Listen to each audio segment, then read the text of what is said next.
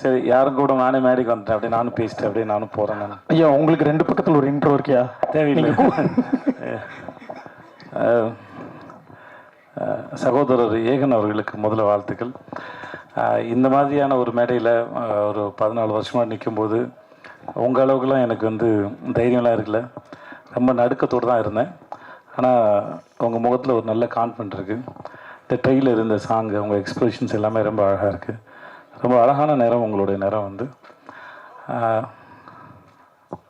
Bro அவர் சொல்கிறது கேளுங்க bro. Okay, so வாங்க.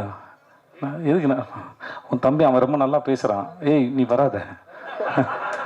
ஏன் சார் 21 வயசு தான் ஆகுதா சார், இவ்வளோ தெளிவாக பேசுகிறாங்க.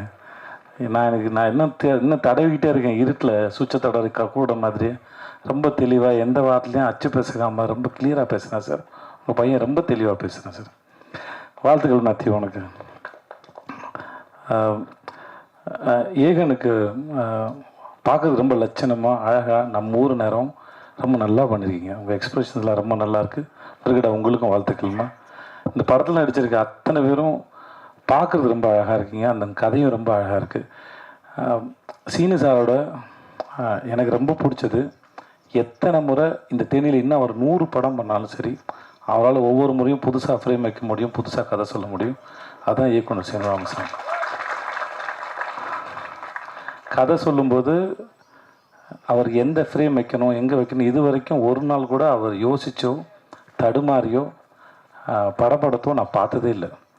தன்னை நம்பி ஒரு தயாரிப்பாளர் பணம் போட்டார்னா அந்த பணத்தை எவ்வளோக்கெவ்வளோ சிக்கனமாக எடுக்கணும், அந்த படத்தை எவ்வளோக்கெவ்வளோ சிக்கனமாக எடுக்கணும், சொல்ல வர கதையை எவ்வளோ தெளிவாக ஆடியன்ஸ்க்கு புரிகிற மாதிரி சொல்லணுங்கிறதுல நான் பார்த்து வியந்த மிக சிறந்த இயக்குனர். நான் அது எனக்கு வாய்ப்பு கொடுத்து இல்லை நான் முதல் வாய்ப்பு கொடுத்தாருக்கா சொல்ல. இது வரைக்கும் நான் அவர்கிட்ட 4 படம் தானே சார், 4 படம் வேலை பார்த்துருக்கோம்.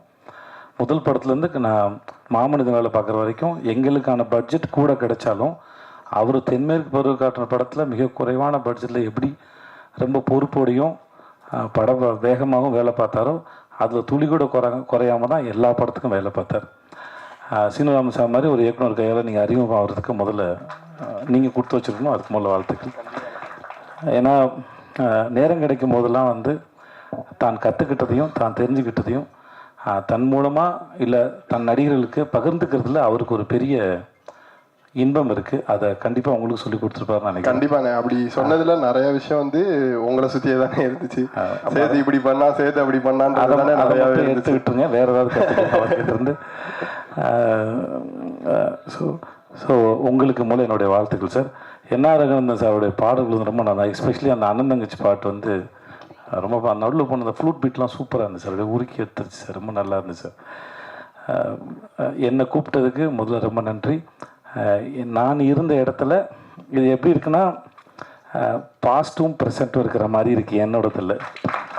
ஆனால் உங்களோட ஃப்யூச்சர் வந்து என்னோட நல்லா வரட்டும், நல்லா இருங்க நீங்கள்.